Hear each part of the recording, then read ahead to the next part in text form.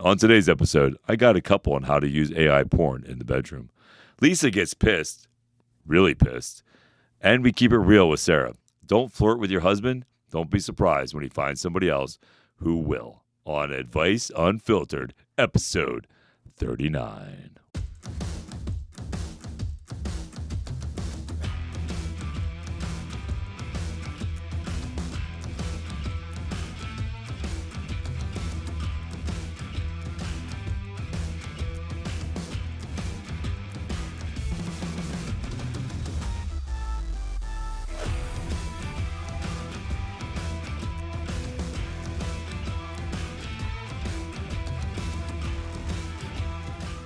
I just want to welcome everybody to Advice Unfiltered with Chris and Tony, episode 39. 39, baby. 39 episodes. Woo! Woo! We're 1 year away from a midlife crisis, baby. I'm already there.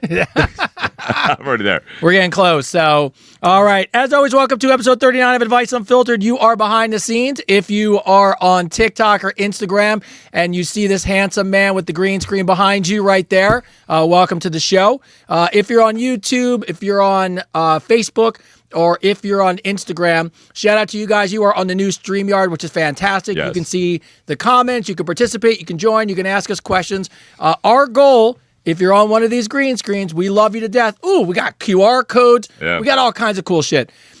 Is to get everyone onto the show. The ultimate goal is to make this a show. So as much as we love that you guys join on the green screen, at some point. Well, we're definitely getting guests. Right? Yes. We're definitely lining up a guest line. So when we have guests on, we'll be definitely doing it only on YouTube. So if you want to see the guests live on YouTube with us, I mean, don't get me wrong, you can always catch the show tomorrow. Always. Like, listen, let's not get a mistake. We don't share this live and then not post it. It's on every platform after this. So if you miss it, if you happen to miss it, if you're not here for the live experience, don't worry about it. You can still catch it later. Well, the beautiful part is what somebody said to us, and we didn't even think about. If you have YouTube, you could lay in bed, pour yourself a nice drink. I would put it on TV. Put it on the television. Put it on television. And yes. just, I just want to point this out, too, that if you subscribe to our channel on YouTube, yes, there's a little alarm button there. So when we post stuff or we do stuff, it sends a notification to your phone. Yes. So and you won't miss anything. If you think Chris looks handsome on a 6-inch screen, green screen, put him on your 50-inch, your 55-inch telly in your bedroom. On your TV. Yeah, that's what I'm saying. Imagine my voice in surround sound. Sure. So, so all those things are great. But as always, let's do our intro welcomes. First off, the owner and Signal Award-winning engineer of the program, the man in command, Ming. How you doing today, Ming? Well, welcome to the show. Welcome back, guys. What's up, Ming? Award-winning show. That's what I'm talking about. How's your week? Anything exciting? Amazing. Santa Fe. Got back from Santa Fe. Oh, yeah? Comic-Con again? Ooh. Comic-Con. That's fucking amazing. I think one of these shows. We need to go. Yes. Yes, we need to follow you. Always invited. Yes, we need to go, Ming. We need to come. That'll be like one of our first lives. We'll just go to a great Comic-Con he's going to and just go live. Just go live. Yes. That'd be amazing. And just interview people walking by. Yeah. I was like, you look amazing. Want to talk? I love the fact that we'll go to Comic-Con and people will be like, who the fuck are you two? Is that Ming back there? Is that Ming back there? That'd be great. Love that. So, I love that. And moving into our new position, he is our StreamYard moderator. He'll be answering your questions. He's on the mic. He is behind the scenes, popping stuff up, popping QR codes and tickers. Our Gen Z fact checker. What's up, Ty? What's up? What's going on there, new driver? How you doing today? Doing good. How are you guys? How's the Cooch Cooper doing? The Doing Cooch great. Cooper. It's the Coochie Cooper. It's the Coochie Cooper. I call it the Cooch Cooper because every now and then I slip in front of the wife and she doesn't pick up on it right away. But if I called the Coochie Cooper, that's so funny. It might be a small problem. Might be a small problem. So small. Yeah. We should one day when he's not paying attention, pick the car up, move it sideways. So when he comes out, he'll be like, "What the fuck happened here?" Where the fuck did it go? I did that. There was this girl that back in the day. Her name was Shannon. I think it was Shannon Wood. I think was her name. Freaking, she had a Le Car. Do you know what a Le Car is? Yes. It's a French car, yes. right? Literally, you sit in the passenger seat, you put your hands, and you're through. And you're through both windows. Yeah. Like you're out both windows. It's so small.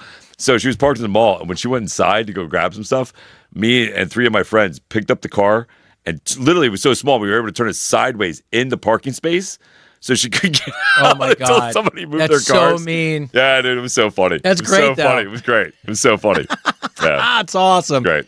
And as always, I know he's watching. He's out into the universe. He is doing homework. He is being a good student. Yes. Our resident Gen Alpha fact checker. Shout out to Avery who's watching What's up, live. Aves? What's going on, My Avery? boy. How Love we you. doing? Proud of you, man. Again, I give you a shout out. You did great in school. You know, you got some A's on your test, dude. I'm really proud of you, kid. I always love the fact when you guys came over, it doesn't matter if he's Avery or if it's Tyler, the things that me and you get excited about, we're like, you got a podcast studio in your school? You got this? The kids are like, so. Yeah, so. So what? Yeah, I know. I mean, what kind of cool school is that, man? They have like a podcast studio in the school. Yes. And a gaming room. Like, you know what I mean? Like, I wish I would have had that when I was a kid. Bro. That would have been amazing. The day I went to his school, I told you for a parent-teacher conference, I'm like, what classes are you taking? Just out of curiosity. He's like, I'm taking 80s film. And I'm like, what the fuck is that? I go, what are you doing this semester? And the teacher goes, we're watching Jaws and we're going to critique it. Okay. Steven Spielberg's worst movie. And then he hates that movie. And by the way, the whole premise of the movie is, if you don't know it, and I'm sure he does now if you paid attention in class, why was Jaws, let me ask you a question, let's see if you were paying attention in class. Why was Jaws a very successful movie? What happened that made that movie successful? What do you mean what happened? A lot of things made that movie successful. What was the thing that accidentally happened by no planning that actually made the movie more scary? It's that they didn't show the shark as much because the thing failed. That's right. The shark broke, and they had no way to do it, so they had to choose not to show it, and it wound up being a scarier movie. Yeah. Thank God you paid attention. Your imagination. Yes. And then Do you know what where the basis of that story came from? No. Actually, originated it's here in Jersey. Yeah, It was right Jersey, here in Jersey. right? Yeah, because there was a bull shark that swam out the river and was attacking kids Started in the housing river. people. And then I think it was either Roosevelt. I think it was Roosevelt put a hit out on it, and everybody's throwing dynamite in the river trying to fucking kill the thing, bro. That's Jersey, baby. Yeah, dude. Yeah. Talking about. Yeah. What's the handle on YouTube? Is Advice Unfiltered, the podcast with Chris and Tony. Yes. Yeah, so that's the handle on YouTube. So if you want to watch it on YouTube, it's Advice Unfiltered with Chris and Tony. Just type that in. Let's type it in. It'll come Comes right up. Yeah. And when you go to the page, I think you have to just click on the live, and you'll see us live. Yes. So, and then the other thing I thought was really cool is right after I go to film class, he's in a class learning how to land and fly airplanes with real cockpit, got the screens up. Right. I'm like, this is a class? I would have never missed a day of school. Never. Ever. No. So, that's amazing. So, but outside that, welcome as always. We're on episode 39. Some awesome things are going on before we get into questions. As always, first off, it's been a busy week for you. I never know what I can talk about, what I can't. But every time I turn around, Chris is coming and going from another ridiculously exciting opportunity. And how was your week this week? It was, dude, every day I get surprised with something cool. You know what I mean? Like, dope shit. Yeah, it's dope shit. So there's a couple things I can talk about. So there's a charity that we're going to be talking about that we're going to help. If you guys are, hopefully you guys are all into it. But we're going to help save rhinos. We're going to do that. We're going to help save some rhinos. You Rhino on Instagram. Reached out to me. They do a sponsorship. They're gonna fly me down. We're gonna raise some money and we're gonna raise some awareness because I guess from what I understand, the story of the whole thing is that the president of China had cancer. He swears to God that what saved him was rhino horn, and it is put an upscale into poaching. Yep. Immensely, right? So now people are really poaching these rhinos and killing them, and they need our help, right? So they need our help to save them. I don't know about you, but I love baby rhinos. I think rhinos are cool as shit. So when they reached out to me, I automatically said yes, I'm in, right? So if you can, we're gonna do a podcast about it. We're gonna raise some money for them, and then we're gonna bring some awareness to it. We're gonna travel down there to Africa and do the whole safari thing. Just pause right there. Yeah. Just go back just a minute and just think about me and you 10 months, not even, 8 months ago? And you just said, so like it was so nonchalant. You're like, so we're going to be doing a podcast. We're going to fly down to Africa. We're going to fly to Africa. We're going to be hanging out with some rhinos. We're going to hang out with some rhinos. Yeah, no, it's So crazy, good. right? It's fucking nuts. So crazy. But it's cool as shit. Like it's the one thing I love about doing all this is that we get opportunities to help people and animals, right? We get to help. Yeah. We get to make awareness and stuff, right? So I just want to elaborate on that. So just to make this perfectly clear, the rhino horn is made out of the same composites as your fingernail. Yeah. There is no nutritional value in it at all. You can eat your fingernail and get the same thing. So the fact these people are killing these rhinos, man, for absolutely fucking nothing is a crime. It's a horrible thing. So if we can bring more awareness to this and help save some animals and save some rhinos, I'm all about it. I hope you guys are all about it too. So we're going to be doing that. I think everything gets finalized this Friday. I'll have a website up. that people can start donating. I'll have that on my Instagram, and we'll make sure we like I said, we'll do a podcast about it, and bring awareness to it, because why not, right? Like why not? Let's make a difference, right? Like what else are we doing this for, right? And then I got a call back. So let's give wait. Are we talking about the one that the audience all knows about? Yeah, the one they hashtagged. Yes. Yeah. So I just want to say, I don't know if you guys had anything to do with it. We did. I don't know. What do you mean, what nothing to do with it? I would love to. No, think we did. I would love to think this is it, but I got a call back from the Philly cream cheese. Yeah. So shout out to that. I had my second interview today. So fingers crossed, man. I'll be your Philly cream cheese guy. We'll see what happens. Look, the audience. Look, first of all, you had to hit a home run in the interview process, because no matter how much we promoted it, doesn't matter. If you didn't do a great interview or a great audition, it wouldn't have mattered. Yeah. So you had to audition great. And secondly, the audience. We did bring some awareness to it. We brought some awareness to it, right? Yes. So that's cool, man. Yeah, the coolest thing about it is my first audition, I was the only one that didn't wear a cowboy hat. Like everybody else had cowboy hats and shit, and I'm like, fuck, they all look like they're fucking prepared. Well, and I don't, and they want a clean shaven guy and all this stuff, and I got a beard. But so we'll see. I mean, again, nothing's signed in stone. If you guys want to, you guys still want to hashtag Chris David Philly cream cheese, baby. That's cool shit. Yes. Ty, can you put that up on a ticker? Yeah. Hashtag Chris David Philly cream cheese. Yeah, put that up there if you can. So I mean, even if I don't get it, it's a cool experience. I take it as a learning experience. You know what I mean? Like, freaking, it's an opportunity. I know in this world of acting, rejection is the number one thing, right? So it's cool. Freaking, if they don't pick me, but it's cool that I got a second one. So I just give thank you to everybody who did that. Yes. We'll see what happens. Put that good energy out there. And again, shout out to Tony from U Rhino, who reached out to me for the Philly wrong. Yeah, for the He goes, bro, just after we got done talking about going to school, he couldn't spell Philly. He spelled Philly wrong. Where's Avery at when we need him? Oh, it's so good. That's fucking great. So I just want to give a shout out to Tony too, the guy who reached out to me from U Rhino, who thought about me being there, to help out these rhinos. It's just something I really believe in. I love animals, and I think just doing something that can make a difference in the world is cool as shit. So very honored that he reached out to me. Yeah. So no, there's been some things happening. That's the big stuff. Yes, and if you're out there, Philly cream cheese, I'm excited. Yeah. Look, I know I am 100% positive that the audience, you guys, some of you wrote in that you emailed Philly cream cheese, and you were I was like, this is so awesome. Yeah, they went a little off, man. It was crazy. Yeah, that's what I'm talking about. Yeah. The community. Look, we asked the community to show up to vote. We win. We asked the community to show up to get Christian's movie funded. We win. Yeah. But Tony, you're out there. We asked people to support Baby Rhinos. Yeah, we're gonna win. Yeah, Tony, if you're watching, we're gonna do our best to bring some big awareness to this, man. Here's the thing that I thought was a shame, right? So they've had influencers come down before, and the influencers use it as a photo op, right? Yeah, they had fake followers and stuff like that. I just want to let you know that, Tony, that like everybody's watching right now, my shit's real. You know what I mean? This is about them. That's about the rhinos. It's not about me, man. It's in a photo op for me. I really want to see, and make a difference and save some rhinos, man. Like, they don't do anything.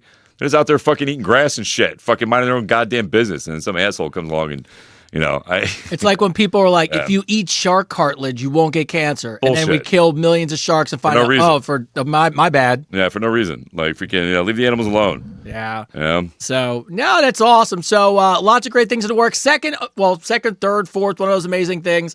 The studio is right on the cusp of being done. Wait till you see the new studio, people. Oh yeah. You're going to see a whole different show. It's exciting. Whole different show, man. You know why? Because we get to dress nice because we sweating. If some of you that did the interviews this week with me saw like some of the beginning of it, all the furniture's in, equipment's in. Yeah. All we're waiting for, honestly, is we have an LED that looks like this. That looks like the sign. But if you're on the green screen, you know what we're pointing to. But the sign's coming in. And then what's really going to be Advice Unfiltered After Dark. But kudos to you guys. It's, we want to make sure StreamYard's a big part of this. So that's an example of what we're doing. The studio is an example of what we're doing. We owe it to the community to keep upgrading as much as we can and making the podcast better. So the experience is better. Studio is going to be better. And then, of course, like Chris said, we're starting to line up guests. Yes. So that is going to be really fun to see. It's going to be so much fun. We're going to have so many good guests on, man. I can't wait. Oh, I can't wait. The funny thing is I reached out to somebody, I won't say who it is, other people, and their people wrote back and they were like, well, what kind of questions you going to ask him? And I was like, it's not us. Not us. We're not asking anything. Not anything. No. I was like, watch a couple episodes. You'll get the theme real quick. It's like, I don't have to tell you. Yeah. But, kudos to you guys. Like, we really want to make everything that we do for you guys better. And we really appreciate it. So if we talk about things like baby rhinos, if we talk about things like the new studio, everything is we're really, really picky about things. I cannot tell you how many random things come our way. Mm-hmm. If the person's a good person, if the cause is a good cause, if we think it's going to make a difference, we'll talk about it. We don't even have to get anything out of it. We just want to make sure we use this community to make the world a little better place. Yes. And with that being said, before we get into questions, shout out to everybody who's interviewed to be part of the 10 brand ambassadors with me this week. No, shout out to everybody that's taking the initiative to be better. Yeah. Right? So, I know that, first off, everyone's met with me in person so far. I've got a ridiculous amount of interviews to do the rest of the week. It's been really great. It's been really fun to connect with people. And it's funny when I had somebody wouldn't turn their camera on like for the first couple minutes and they just kept writing in the chat, I'm too nervous to talk. Really? And I'm like, it's all good. I'm just a person. Since Tony's bringing this up, I want to shout out to everybody that's taking the initiative to take that first step, right? Because the first step of doing any of this is believing that it's going to make a difference, right? So that's all this is. So all this is me and Tony want to help people make a difference this holiday season. We want to make sure that you guys are doing good and show that we really care, right? That we really care. We really want to help you guys out. Along with all that, I'm going to go back because I thought about this as I was talking about the charity for the rhino thing. Listen, there is no management group. Oh God, there's nobody. There's no VIP tickets, VIP messages, unless it's on my verified page or Tony's verified page. Verified. Blue check. Us. And all our posts. Yes, unless it's on my exact website linked to my Instagram, my Facebook, my TikTok, linked to my stuff. One only. Do not send people money. No. And here's the thing about all of it too. Like it's the same with the rhino thing and what me and Tony are doing. Unless you have direct contact on our verified page, then whoever else you're talking to is not a real person. No. We don't have WhatsApp. We don't have Telegram. We don't have Zang Z or whatever the hell that other one is. And we have no VIP tickets. There's nothing like that. There's no management group. No. The only time we're talking about money at all is when it comes to our specific websites. Yes. That are connected to our verified accounts. I want to make that perfectly clear, right? Because you people out there are falling for shit left and right.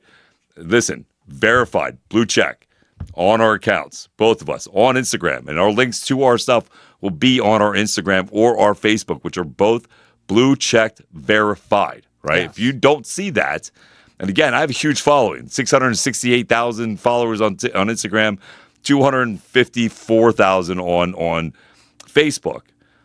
If somebody's reaching out to you and has 3 followers, I don't care if they have a picture of me. Well, it's not fucking me. It's not fucking Tony. There's the first part.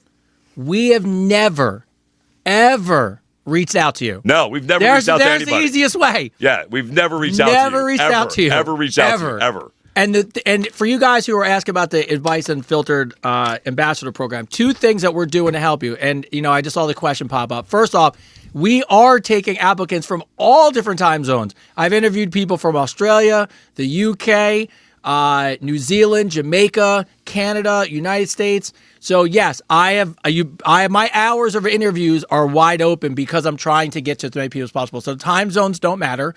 We are dedicating ourselves to those 10 people. That's part of what we decided to do. Mm-hmm. So if we take you on, doesn't matter what time zone you're in. But the Advice Unfiltered program is a really good example of this. You have to go to our website, and then just to make it safer, you meet with me in person, on camera. Yes. On my actual phone, so it's me. So I think what really has helped is 2 things. He said it.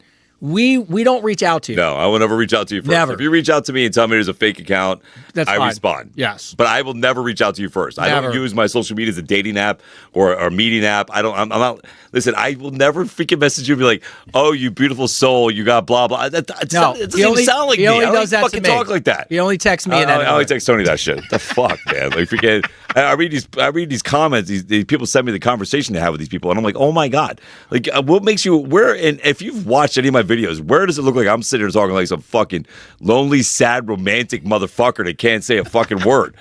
Hello. So, and then outside that, the best thing you could do, if anything gets really squirrely, if you just don't know, Block and report it. just go to adviceonfiltered.com and Yep. do what a couple people have done. They just email me. Yep. They Email go Tony. right to the website and they email me and go, "Hey, I just want to check first. Yep. Just asking." And I respond to every email that asks me.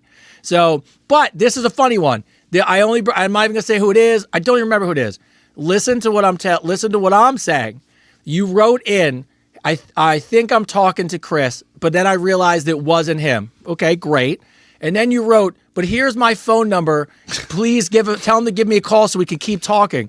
What part? No. It's not what this is. Not what this is. It's not a dating site. No, it's not a dating So- site. I'm not looking for a date. Married. Tony's married. Freaking, you know what I mean? Like I'm busy trying to rule the world right now. Oh, I love the fact to help people. I like people communicating, Yeah. like all that stuff. I am not in it for that stuff, and neither is he. So, no. but anyways, thank God you guys are all the 10 people. I cannot tell you how I'm excited I am because Yeah, that's awesome. I can't believe we have 10 people already. it's Almost. We'll definitely have it. We have way more people, but I've told everybody honestly, and I want you guys to know this, and I mean this. I've said to everyone I've interviewed with, I'm only going to say yes, and when me and Chris really like sit down and go through those interviews, right? If we really can help you. There has been people I've actually said to, look, I think professional help is a little bit more what you need. I've said to people, you're not really ready for the advice we're going to give you. I had somebody go to war with me in a good way on the interview about what they were telling me about what they should be doing. And then I was like, and then I said, look, and this is the best. I go, "Do you want some unfiltered advice?" She goes, "Of course, always." I go, "I wouldn't be friends with you if I knew you because you're so difficult." Yeah. And she's like, "Why?" I was like, "It's like, if you know it all, why are you reaching out for help?" I said to her honestly, I said, maybe the reason you're struggling to find help is because you keep asking people for help and then they keep telling them when they're wrong. And you don't want to listen to it. Yeah, Don't listen. Dude, I hate that shit. I hate when somebody asks me for advice. "Oh, I want you to help me," and you give it to them, and they fucking argue with you about it. You'll love it. Here's what it was. Like, why did you ask my advice if you're just gonna fucking debate with me about Here's it? the question. Ready? She goes, and I don't mean to call you up, but you know, because I said it to you. I said, here's what she said. She goes, "So in this program, are you guys gonna make me work out?" And I said, "Look," I said, "it just depends on what making your you goals join it. are." I go, "What's your goal?" And she goes, I want to lose whatever amount of weight and blah blah blah. So okay, great. I said, how have you been going about it? She goes, "Well, I eat 1,200 calories a day." Okay, ready? And I eat 1,200 calories a day, and I run every day, right? So I go, "Okay, well, hey, I'm going to be honest with you. First off, you're going to hate this advice." I go, "You need a reverse diet." I go, "You can't eat 1,200 calories as a starting point." I was like, it's not going to work. I was like, you have to go in and actually lift weights. And I said, "So we'll have to get you a little bit of bumping your calories back up in eating." And she goes, "No, that's wrong." She goes, I can eat 1,200 calories and just run every day and get to 30 pounds. And I go, "Look, can you? Yeah. I guess." I go, "But what happens when you hit a plateau and now you can't go below 1,200 and you can't run more miles?" And she goes, "I'll find a way." And then I go, "This isn't going to work for me." No, I was like, "I can't." Because you're not going to find a way. You Because know, here's the thing. If you're asking the question and you're not doing it already, you're not going to do it. Oh, it's crazy. Bottom line. I know I hate that. I hate when somebody asks you advice and they debate with you what your advice is. Yeah. You know what I mean? I like a good question back. I like when someone like says, "Hey, why is that?" Or they want to know. Totally good. Yes. But the person straight up told me, "You're wrong." But what's your advice? I said, "My advice is it's not going to work for you." No, it's not going to work for you. You don't want to hear it. Yeah. So Hannah right there, Johannes? Yeah. Yes. You can still write into the program. Yeah, so Hannah, just go to adviceonfilter.com and just send me an email. I'll send you the program details. Now, I'm trying to wrap up all the interviews by Friday to be fair, because me and Chris have to like put a whole schedule together for the next 2 months. So as long as you can get it in and let me know, and I'll send you a calendar link. You'll be able to book it. It's fantastic. So great opportunity. And just so you guys know, this is what it means to us, and then we're going to get into questions. We're not doing, and this is how I feel about all of you. So I want all of you to know this. This is how we really much, me and Chris thought about this. We are not here to help people for 8 weeks and then disappear. No, like we are literally helping people for 8 weeks and then putting them in a forum with me and him, a private forum that we have to invite them to, say, no, it's us, for all of 2026. So if they have a question here or there, just want to know something, reach us directly. They can reach us directly. So we're not even beyond 8 weeks. We're not even giving up on them for another 52 more weeks. So that's how much we want those people, not only to get some wind in their sails, some momentum, to not feel alone, but we're not at the end of the day going to pull the plug and be like, all right, it's really great to see you guys. And I can't wait to share them with you guys on the podcast, because some of them are some really amazing people that make me excited to work with them. So yeah, the best part is like we'll have at the end, we'll have them guest on. Yes. And talk about their experiences, you know what I mean? And see what they've done to change their lives. Because again, this is the biggest thing. Like we're not therapists, you know, we're not mental therapists. We're here to help motivate you and coach you, yes. But you know, here's the thing: we're going to give you the tools to change your life, right? To help motivate you to change your life. If you don't apply those tools and use them, the house is never going to be built, right? So you have to make sure that when we take our time to tell you, because for me and him, it's not about the money. I want to be clear about this. It's not about the money at all. It's literally about, we want to make a difference, right? We want to help people. Like that's the same reason I'm a trainer. Like it's never about the money for me. It's about helping people. I love seeing people change their lives, man, making a difference, because that's my legacy. I think about my legacy, right? My legacy, I want it to be a good one, right? I want to be that example. And I know Tony does too, for his kids and for others, right? So we're putting our money where our mouth is, right? But we need you, if you're serious about this, and yes, you can still write into this, if you're serious about it, that when we give you the advice, when we give you, you know, when we sit there and we give you our time, to take what we tell you and actually apply it to your life. You know, and make those changes happen. You know, if we say that, you know, you got to exercise more, you got to do this more. Again, none of it's being judgmental. It's all coming from a good place. So you guys, but we're going to be completely honest with you. Yeah. Like we're not going to sugarcoat this shit. I'm not a sugarcoater. Like if I think you're being fucking lazy, I'm going to tell you you're being fucking lazy. That's what people want from us. Yeah. So I'm just letting you know. And look, I know people have asked, and I totally get it. And this will not be us sugarcoating it either. It is not for free. There is a fee. And the reality of it is I want you to think about it. There's 8 dedicated one-on-one hour-long sessions. Okay, that's just one. In my professional life as a consultant, you probably don't want to know how much I charge other companies to be a consultant per hour, because it would be way more than this program. It's me as a trainer. I'm not. So, I know. That's what I'm saying. Like when you really put the so 2, there's an every day. I did the math though. There's 40 check-ins for the next 8 weeks, twice a day. 5 days a week for that people. And then they have access to us for another entire year. So if you were us, I want you to think about it. If you were us, what would you do? And the reason I say it like that, it's not a big deal, but you have to make sure that people really take it serious. So when we make an investment of our time, which is away from our kids and our family and our jobs, we need to know that you're going to make an investment back into what we do. That's what it is. Like you're spending money to make an investment in you. Yes, not us. That's why I tell people when I train them too. I'm like, this money isn't about, you're not spending money on me. You're spending money on you. You know what I mean? This is about you. You know, and I tell people all the time, like, especially when I train them, like, you know, you working out with me is preventative from having health issues later. Yeah. Right? So what's going to cost you more? Working on your health now? Or being in the hospital later. Yeah. You know what I mean? So that's and I'm not saying it's that extreme, but I'm just letting you guys, that's what I said. Yeah. So I just want to clear that up, because as much as in my heart, I would love for it to be that way. You know, there'll be other things that we do, and I'm sure there'll be other ways that we'll be able to communicate, but not like this. Yeah. Not when you have our dedicated time like this. So, but if, like I said, one more time, if you want to just interview with me, if you just need details, if you go to adviceunfiltered.com, you'll see on the header, there's the 8-week challenge. All the details are there. If you email into the show, I email you back a calendar link, my details, and I meet you one-on-one in an interview to talk through it. And then I actually will have an honest conversation whether I think we can help you. If we can, then me and Chris will decide on who those 10 people are. We've already, just so you know, because I know some people already know, I've already picked 5 of them. Me and him sat down this weekend. We already took 5 people. I've already sent out the 5 invitations, and all 5 people have accepted. So we're actually down to 5 people. Yeah. And I'm stacked between now and Friday. So Congratulations for those 5. But well, listen, still I write am in. excited. So write in, because here's the thing. Even when you write in, if you don't get picked this time, we'll eventually be doing this again. Yeah, You know what I mean? If, So it, we're if gonna it's keep you on lock. successful, Yeah, if yeah, it but- works, you What do may. you mean if it works? It's going to fucking No, work. I just This mean is what we do. I just This mean is what we no, do. hold on. I don't mean if it works like that. What I mean is when we get to next year, depending on our schedules, our travel, my hope is that we're available to do it again. Fitness related, you got my man here, and then 26 years. Yeah. As a personal trainer, and I trained everything from professional athletes to a little old lady down the road, and I worked in a rehab for a while. And I have my own life experiences. well, that's the key. You know what I mean? Like I have my own life experiences.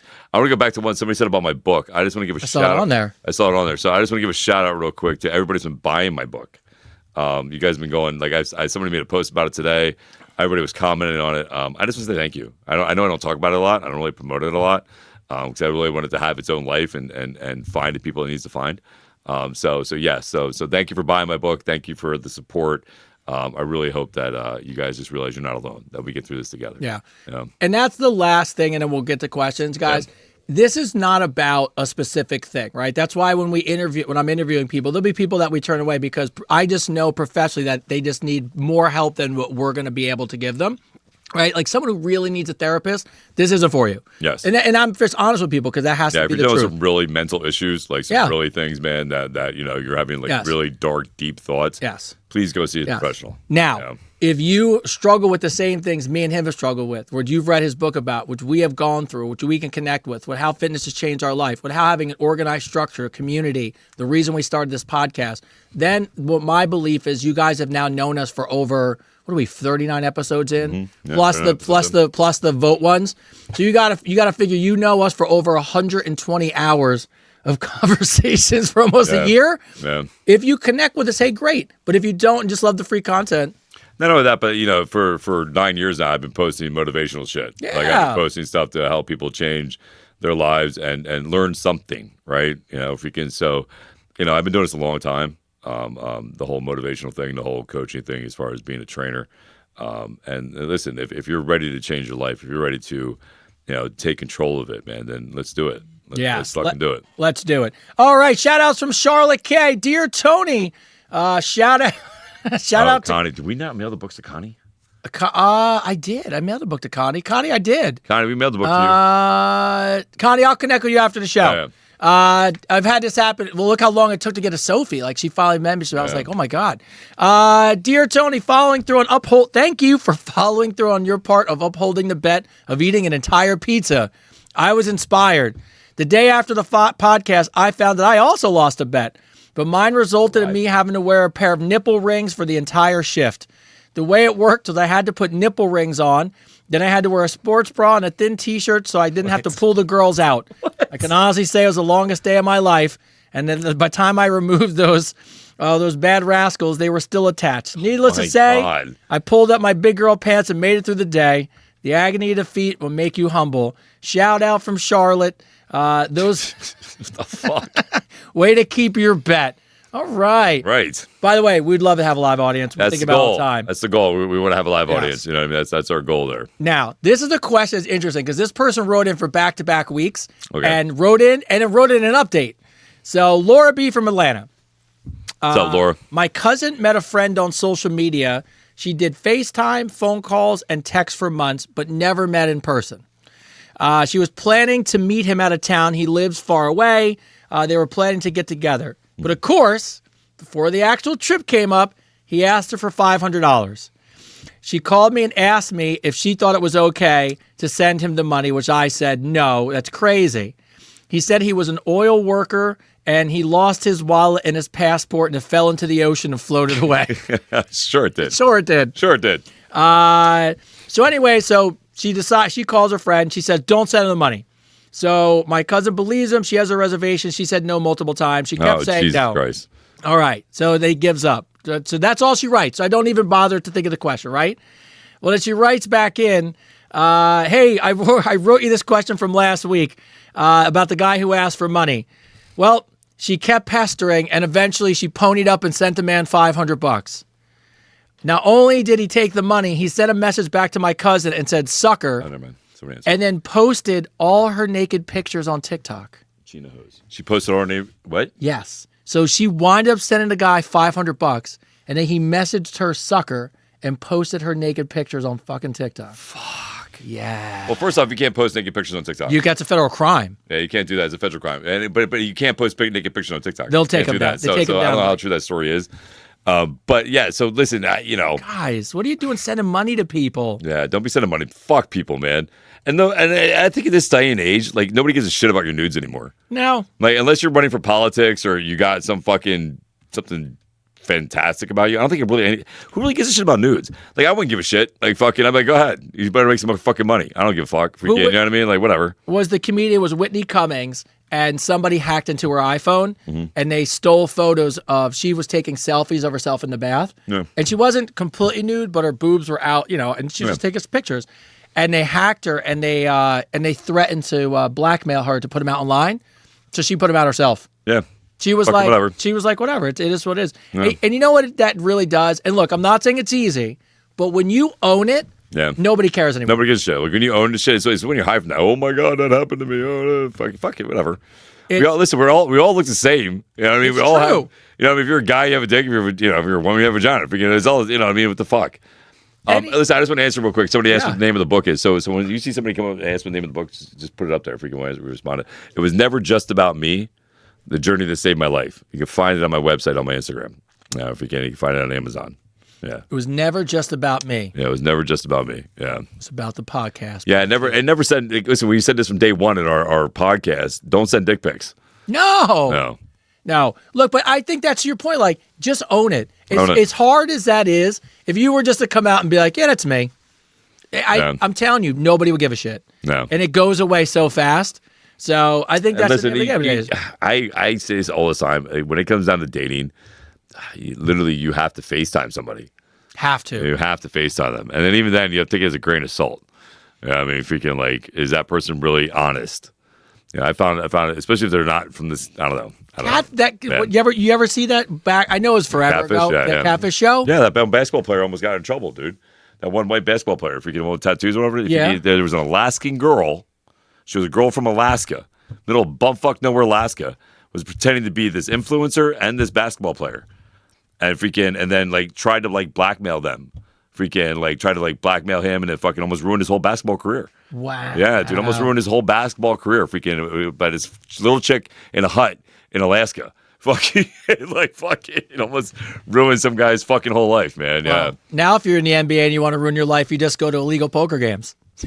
Yeah. See that news? It's just like they were like, dick pics look like magic mushrooms on steroids. That's good. They do. They're awful. It's so funny. It's so funny. So funny. All right. Lorenzo writes in, I've decided to quit watching pornography because I feel like it's ruining my life and destroying me. Do you think that's possible? Do you think it's okay to give up porn? Wait, what's the question? So the guy decided to stop watching porn because it's affecting him mentally and ruining his life. Well, then stop it. And do we think it's a real addiction? Yes. Yeah. Listen, everything can be considered addiction. The gym can be considered addiction. Your eating habits can be considered an addiction. Like, there's so many things that if, again, life is about balance, bro. Everything's about balance. Like, yeah, if you're watching porn every day, you're setting yourself up for failure. Yeah. You know what I mean? And here's the thing, too. Like, you become creatures of habit, right? So if you create a habit where the only time you get off is watching porn, tough. Then guess what? When you go to actually have sex with somebody, you're not going to get off. It's not going to work for you. You know what I mean? Because you conditioned yourself to get off to that visual 5-second flip to another thing, flip to another thing, flip to another thing. So if you really want to be connected with somebody, then yes, you need to at least cut it back extremely. Yes. Right. But if you're a sex addict and you feel like you might hurt somebody or do something wrong, then and porn keeps you from doing that, then you watch as much as you fucking want. Yeah. You know what I mean? Like there's some people out there I think that need that so they don't inflict pain on other people, right? Yeah. So yeah. So I don't know, freaking. But I would tell you, man, is to stop. Especially listen. Anytime you question if something's bad for you, it's bad for you. Then it's bad for you. You know what I mean? That's it. Like anytime you sit there and you go, oh, maybe I shouldn't do this, maybe I shouldn't watch this, then that's your inner spirit, your inner soul, your inner whoever you are saying, no, bro, what the fuck are you doing? Stop it. So stop it. If you find yourself jerking off more than 4 times a day and days in a row, you have an issue. You probably should stop watching porn. Damn, I got an issue then. Well, I mean, once in a blue moon, but multiple days? Multiple days. You probably should stop. Liz, I broke up with my ex-fiance months ago. I gave the ring back, but he said I should keep it since he bought it for me. But I insisted he should keep it because he worked hard for the money. Yes. Eventually accepted it back. It was a 2-carat ring. What's your take on it? Should I give it back or should not? You should give it back. Give it back. Give it back. 100% give it back. Absolutely. Absolutely. You're always going to say to give it back because he cares about you and he's upset that the thing is broken up. But literally, honestly, if you want to be a good person, give it back. I mean, he's not going to gain money back as far as. So here's the thing: everything's I can take it back if I could buy it. They don't pay you for the diamond. No, they pay you for the gold. You know, when you take it to a pawn shop and shit, you only get paid for the gold. You don't even get paid for the fucking diamond. So he's not going to get any of his money back on that he spent. Yeah. There's two things I'll tell you. If nothing happened, like no bad blood, you got to give it back. And even if some fucked up happened, right? Mm-hmm. This is the way I feel about it.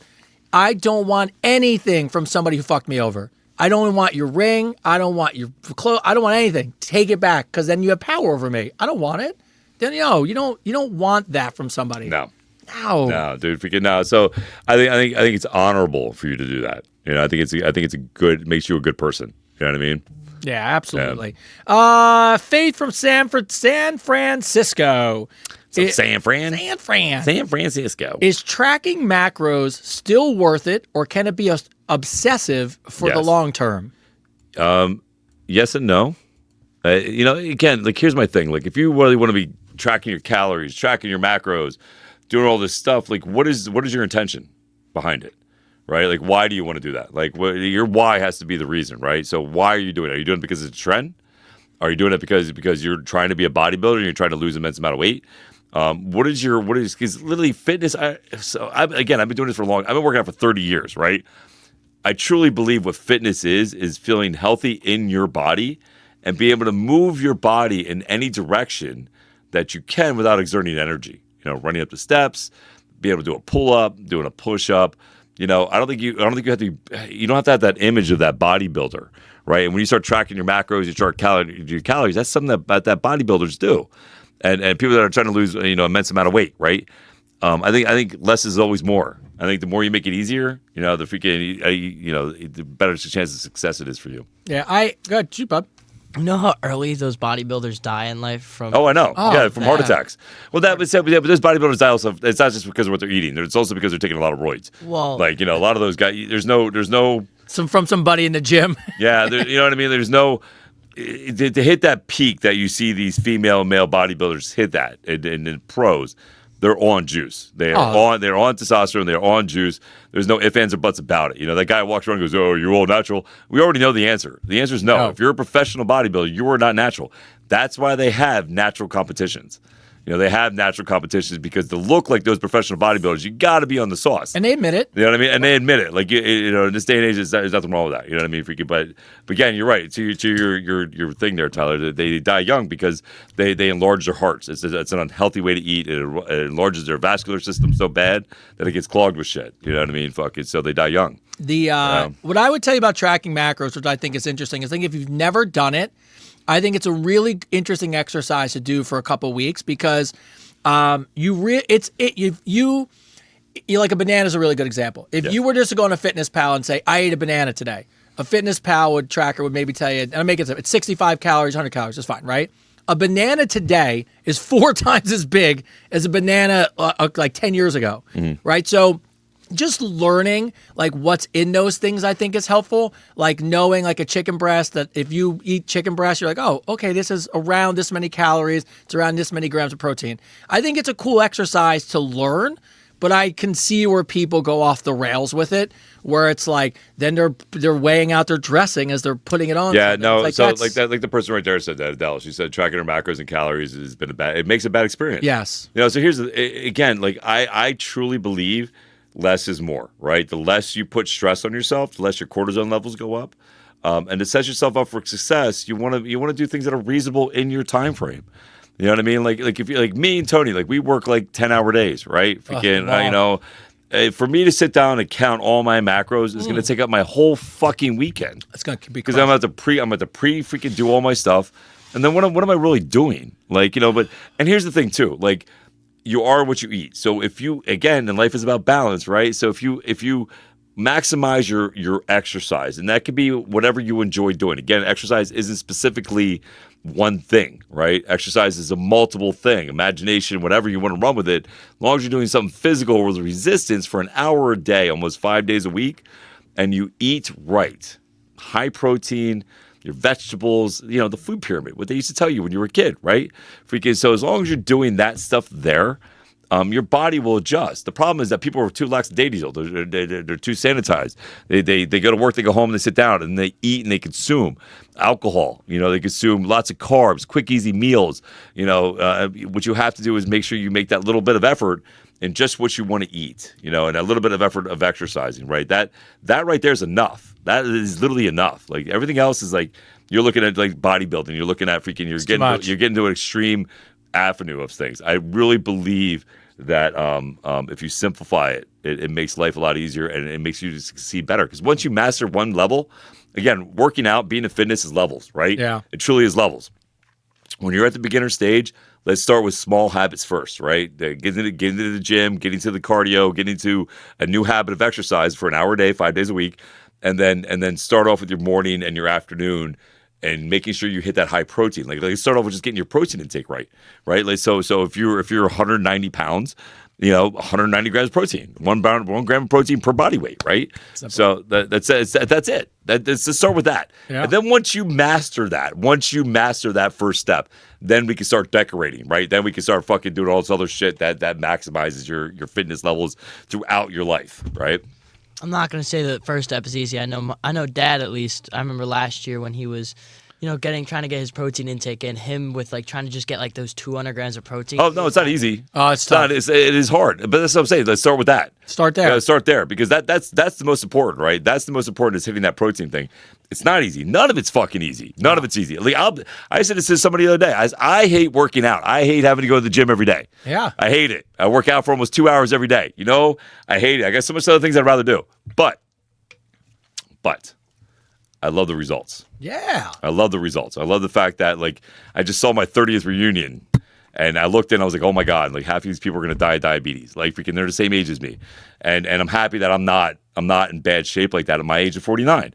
I can play pickleball with my kid. I can do things, I'm active, I'm healthy. You know what I mean? Freaking so it's about getting that love and hate relationship, about balance. Like you do that first step. Do that first step. Just get your protein intake right and just start going to the gym, or start doing something that's an hour activity every day. It has to be an hour. Do an hour. Don't listen to all that bullshit about 20-minute abs and 15-minute walks and fucking do it for a fucking hour. It's 1 hour out of your 24-hour day. Yeah. I love the fact that somebody said, it was Rogan, I think one time he said, the person goes, I don't have time. And he goes, you just get up a fucking hour earlier. You have time. You can make it work, right? Arnold Schwarzenegger says that. Oh, yeah, same thing. Arnold Schwarzenegger says, do not have time. Get up earlier. You have this 24 hours in the day. The best thing I could tell you about once you dial it in was exactly Chris came over for dinner the other night, and we ate chocolate cake, Oreo cake, and then whatever, Tuesday I had a whole pizza. I know, I swore you weren't going to eat it, and you did. I lost that. But here's the thing. Not one time did me and him walk in the kitchen, look at it, weigh it, cut it. We cut it. We cut it. Ate it. Because we don't do that often. We don't have to think about it, and we know we work out every day. Yeah, we work out every day. That's what working out's great about. You don't have to think about it when you want it because you know that you're disciplined through the rest of the week. And we know we're not going to do that every single day, but it was nice to not have to sit there and be like, hey, how many calories is that slice? No, I don't want to do that. No. I want to be able to enjoy life and enjoy food and all that good stuff, right? So if we can, that's another reason I work out. Like, honestly, there's the 300-pound man stuck in this body. He's been trying to get out for years. And I keep him at bay by working out. Oh, that's true. I told you I'm a fat. I love my sweets, man. I love them. I love freaking, anybody that knows me loves, I love lollipops. I love freaking, I love tasty cakes. I love all that shit. Food's fantastic. Yeah, it's amazing. Love it. Carmen from Houston, Texas. Is it okay, in your guys' opinion, to date multiple people while you're still figuring out what you want? I find that every time I meet someone, both of us are seeing a bunch of different people at the same time. Is this just how it works? Is this kind of the norm? It is now. Yeah, it is now. It is now. It didn't used to be. That wasn't the norm before. Like, when you were into somebody, well, first off, I'm not going to age myself here. Because when you were into somebody, you were lucky just to have their phone number in your hand. And then you would make a phone call and hope they'd be home to answer it. Yeah, right. You know what I mean? And maybe they had a voicemail that you could leave a message and they might call you back, So it was a little more difficult. It was difficult. It was more difficult years ago to meet people, right? There was no phones. There was no dating apps. There was none of that shit. You literally had to go to the bar. You had to go to the gym. You had to go out to meet people, right? The park, the whole nine. Now it's become so fucking easy to meet people. Yeah, it's a shame. It's a shame because, it makes people disposable, right? Nobody's actually taking the time to get to know somebody. So that's the downside, right? But the upside is that, man, that I think on the upside of that, you get to meet a whole bunch of fascinating people that, one, get to teach you a little something about yourself, help you grow quicker as a person, seeing what you like and what you don't like. But I think people get superficial with it, right? I think sometimes people do go for the physical, but listen, it's all about your age too, where you're at in your life. Where you're at in your life is it going to be superficial and physical, or is it going to be something that really matters? Something that really connects with you. It depends on where you're at in your life. And again, we all learn the same life lessons. It's just sometimes we learn them different at a different time. We have different teachers, so it all depends on where you're at in your life. If it's a good thing or a bad thing. Yeah, I would tell you when I met my wife, and this is just the way it was. Match.com was a thing. You were there wasn't Bumble and all that stuff, but there was enough online stuff that you just knew it. But I think I've said it before on the podcast. There was a point where we started to get serious, where both of us had to be like, you just have to ask somebody. Go, hey, is this now just me and you? Like, we're cutting everybody off, right? Like, yeah, that's something that definitely should be asked. You just have to say it, so it's okay. And Lori, shout out to you. Yes, you should be able to eat whatever you. This is what makes the holidays great. I will not calorie count I don't do it anyways. But for Thanksgiving and Christmas, I will eat everything that's there. Yeah, and not think twice about it. But that's the thing. Like, so everybody goes, I want a cheat day. And I'll be honest with you, when you very first start working out, you don't deserve a cheat day. Nope. You don't deserve one. You had plenty of cheat time before. You had plenty of cheat time before that. You didn't earn a cheat day. So you have to earn that, right? Because here's the problem is that it's a slippery slope to fall backwards. It's so easy. It's no different than an alcoholic. If you can, it's you think I got it kicked, and then you have a drink, and next thing you know, you're fucking on the floor 3 weeks later going, oh my God, what the fuck did I do? Right? It's the same thing with eating, right? Because food is good. And it does cause, neural things to happen in your brain and everything else when you eat certain foods. And it's easy to slip back into that habit of eating bad again, right? So what you have to do, I would say for at least a year, is not have a cheat day. Get your eating habits done right, where you're eating enough calories and enough protein a day. And then after you master that, I promise you, one, you're not going to want it. You won't want it. And then two, when you do, you'll enjoy it a little more. You're like, oh, that was good, but I don't want to eat that again. Yeah, my wife left potato chips, a whole bag of Ruffles sour cream and onion potato chips they were just like in the bedroom. Mm-hmm. And she's a night eater. Sorry, babe. But I went in and she I heard the bag open and I'm walking out and she goes, oh, do you have a bunch? She goes, do you have a bunch? I go, no, I had I just went in and got like one. And I go, no, it's it. I'm good. Like I didn't. Yeah. I just wanted one. Yeah, I just want to taste it. Yeah, that's it. I do the same thing with cookies. Like my son loves Oreos and he loves chocolate chip ahoy. Yeah. And I'll eat one. Yeah, I'll just eat one. Yeah, if you can. Yeah. Norma, to answer your question, it all depends on what kind of knee surgery you had. I would have to talk to you in person, to see where you're at. But usually, like light leg extensions is a great way. The biggest thing is, did you do therapy? If you got knee replacements, I hope you did therapy because if you don't, you get scar tissue and your movement. Oh yeah, you have to move. Yeah, your movement's limited, right? So you have to make sure if you haven't done a therapy, you do the therapy because you're gonna have scar tissue. You need to break that up.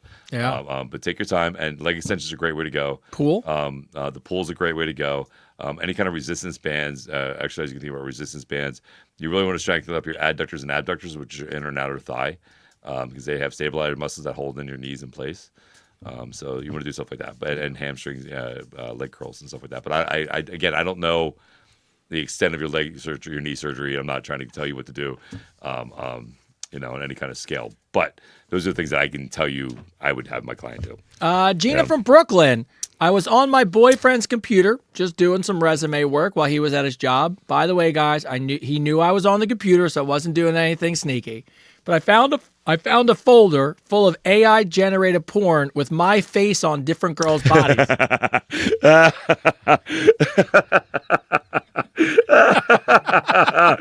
I love this. This was over the weekend. I still have not brought it up to him. I watch your show live. Oh my God. Do I bring it up? How do I bring it up? I need some help. Let me get this straight. Hold on. I need a drink on this one. I gotta drink some water. It is good. Oh my God, this is like where the world's going completely. So he made porn. Yes. Of AI. Yes. With her face on different bodies. Yeah. So I don't know if he took porn and like swapped her face out, or maybe made porn. But whatever he did, he took her face and put it on AI bodies. On the AI bodies in porn. I fucking love that. That's so funny. No, that's amazing. That guy's a fucking genius. Well, I mean, because technically, listen, you can't yell at him. He's not cheating. He's not cheating. He's not. He's not cheating. He's not. Your face is right there. That's fucking genius, it's bro. Such an interesting way to look at it because he looks at porn anyways. Yeah. We all do, right? Yeah. So it's fine. But he actually took the time to be like, but I want to see my girl in it. Yeah. Now here's my random question for you. It's fucking genius, Here's bro. my random question now. Do you want it? I get it, right? I get it. But do you want to see another dude in a porno nailing your girl? Well, is that what she's doing, or is she just playing with herself? She didn't get details. I just said porn videos. I didn't see so what it could just be masturbation videos. I'm going to go with the fact it's porn. Yeah. But I couldn't do that. That would be weird. Well, is it AI of his dick? I mean, is it? That's the other question. So we have to. Did he put his dick in the porn? Is he on the him page? Too in the AI porn? Because if it is, that's even cooler. That's even fucking cooler, bro. That would be awesome. You literally covered all the angles not to get in trouble. Oh my God! Like you can't say shit. Yeah, that is true. Like you can't say anything. It's you. Yeah. And then if it's his dick, if it's an AI of his dick, then fucking he covered all the angles on that bitch. Yeah. He's like, yeah, I'm watching porn, but it's you, babe.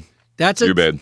So if I was you, I would not take offense to that. I would not. I would think it's fucking cute and it's funny as hell, right?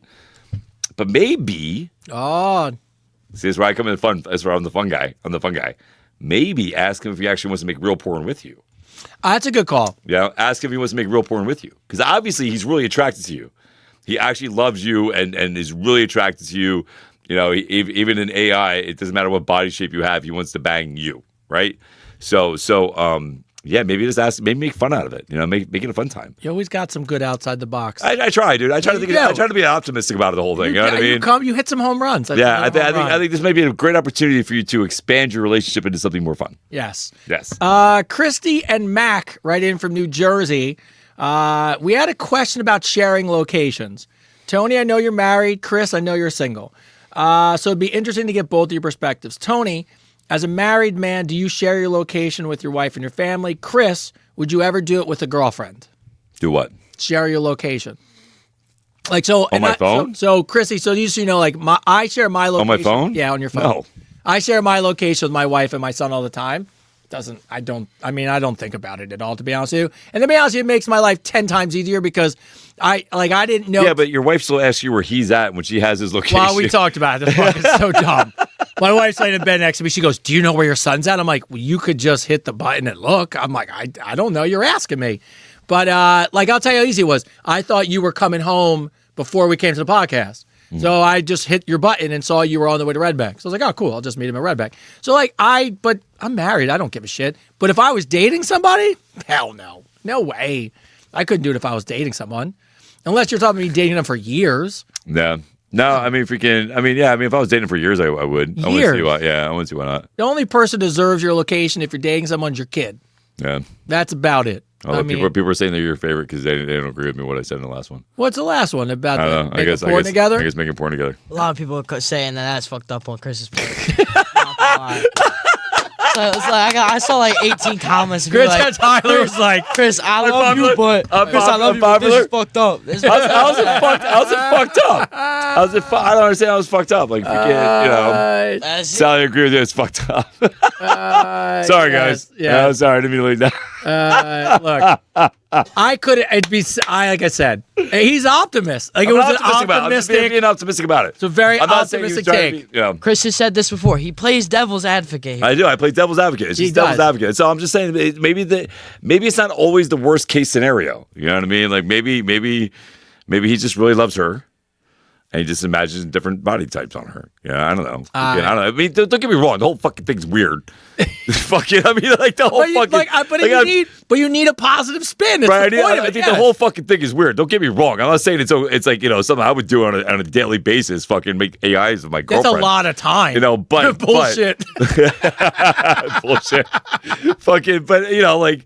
Yeah, I don't know. It's fucking weird, but whatever. Whatever. I'm just trying to play devil's advocate. Hey. I'm just saying maybe he's not, trying to fucking be an asshole. We're trying to think outside the box. Yeah, just trying to be, what's So, a BBL? It's a You're Brazilian butt lift. backpedaling. I'm backpedaling. Am I backpedaling a little bit? Whatever, Sally. A little bit, Sally. Sally. I don't think it's funny. Gary writes in, there are all these new services popping up all over the place with the idea of date training. What they do is they manage your dating profile. They manage all your social media. They do all your pics, post all your content. It's helped to build a story for a person as they date. Do you think it's disingenuous or is it brilliant? Why does it matter if I hire a marketing professional to manage all my social media to make me look more attractive to people I want to date versus me doing it on my own? Nothing. I don't think there's anything wrong with it. It's not something I do. And here's my thing with it, right? Here's my whole thing with it is eventually everybody's gonna know it's fake, right? Everybody's gonna know it's not really you, So are you looking for a short-term win, or are you looking to be a quick fad, or are you looking for something that's gonna last a lifetime? You know what I mean? Like, are you looking for something that's longevity? The only thing's gonna be longevity is if you actually are authentically you, I think that's the thing. I think if you're hiring the service to help you make authentic content and maybe put out and maybe it's almost like when I write an email and I put it into ChatGPT and I say, make this email better. It's still me. It's still what I want to say. It's just written a little better. Yeah. So I'm like, if it's you and maybe like someone's cutting content for you, okay, I wouldn't hate it as long as it's you.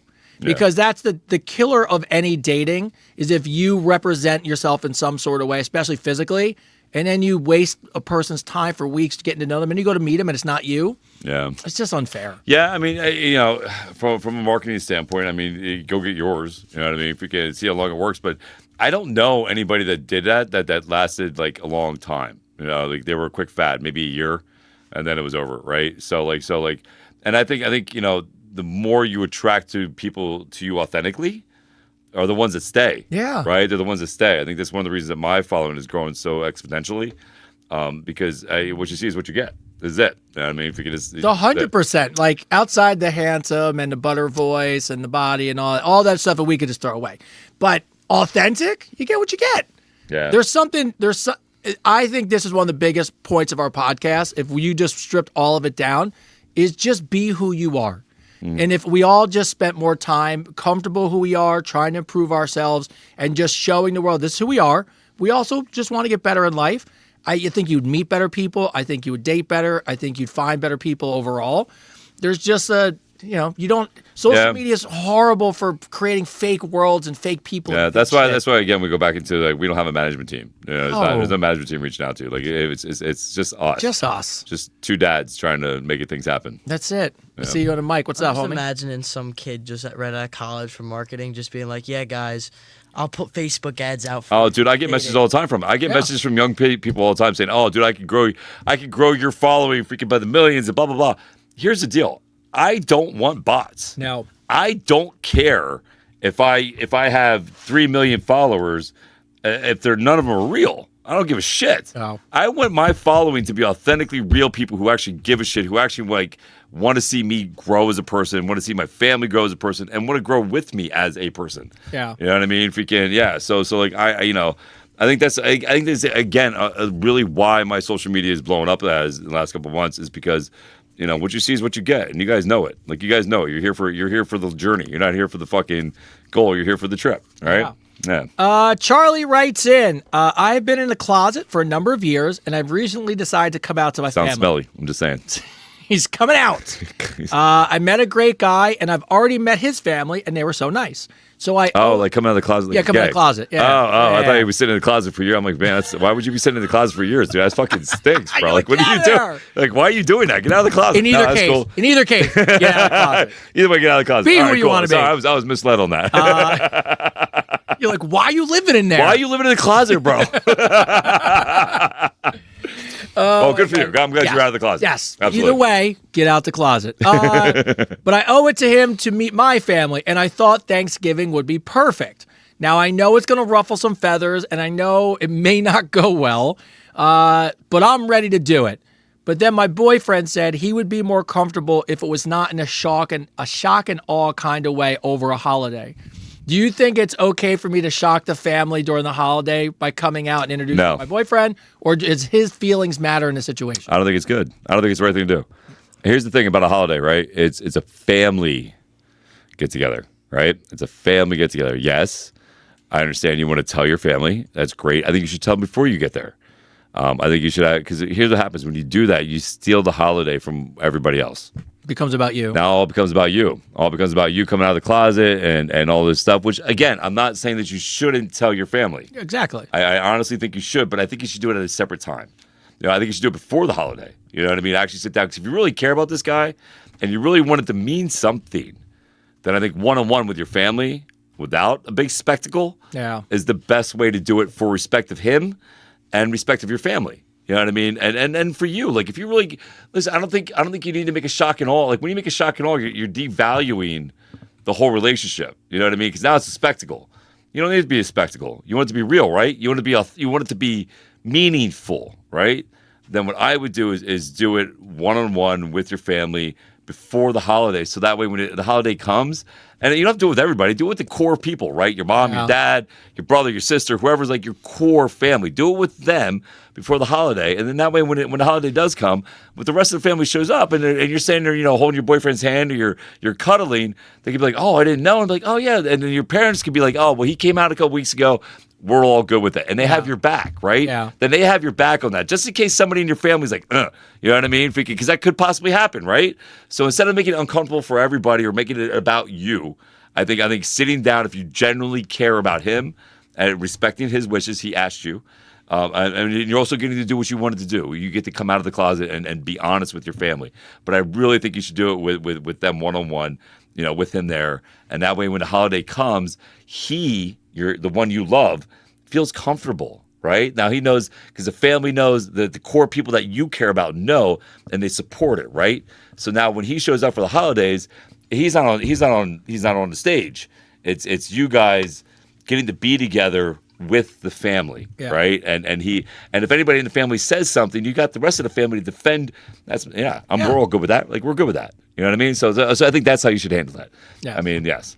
I think Chris was off track with living in the closet at first. Well, but he redeemed himself. It's been so long since I've heard somebody say I came out of the closet. It's been so long. Like, I think that was the thing anymore. Well, it's so funny. I think because, and you traveled the country, so and someone mentioned this to me one time, so you would know better than I would. I think living in the Northeast or living in cities and living where we are, it doesn't fix us at all. No, it doesn't care. Who cares? Who gives a shit? But I can see where, depending on where you live, it could be a big deal. It could be a big deal, right? Yeah. But I think honestly, if you really give a shit about the person you're with, and you really care about your family, and you really wanted to make this relationship succeed, right? Then you should do it from a really safe, heartfelt place, and not a shock and awe, look at me now type thing. I don't think that gives it the genuine feel of something that's going to last. Like, that's just you just trying to be like, look at me, ma. Yeah. You know what I mean? Like, don't do that. That's not the way things should be handled. That's not the way a mature adult who actually cares about the person they're with should do. Yeah. Home run. See, that was perfect. And you're winning people back. Yeah, Sally, you're winning Sally back. All right. All right. Well, let's see how people feel about this one, because this one. Oh boy. This one's a doozy. I love this. I love doozies. Let's do doozies. Oh, this is a good one. Do it. All right, Lisa. I went on a date with a guy who was wearing those Meta glasses Do you know? I'm sure everybody knows what they are. Yes, I'm actually getting a pair sent to me. That can record and take pictures and videos. Yes. It was uncomfortable to go on a date with him wearing them. Yes. So I just asked him to take them off during the date, which he was fine with. We've hung out a few times since, hooked up a few times. I come to find out he's been leaving the glasses on the table in the bedroom to record when we were hooking up. That's fucked up. I was pissed. Yeah, I would be too. I want you guys to remember the words, I was pissed. So I decided to get revenge.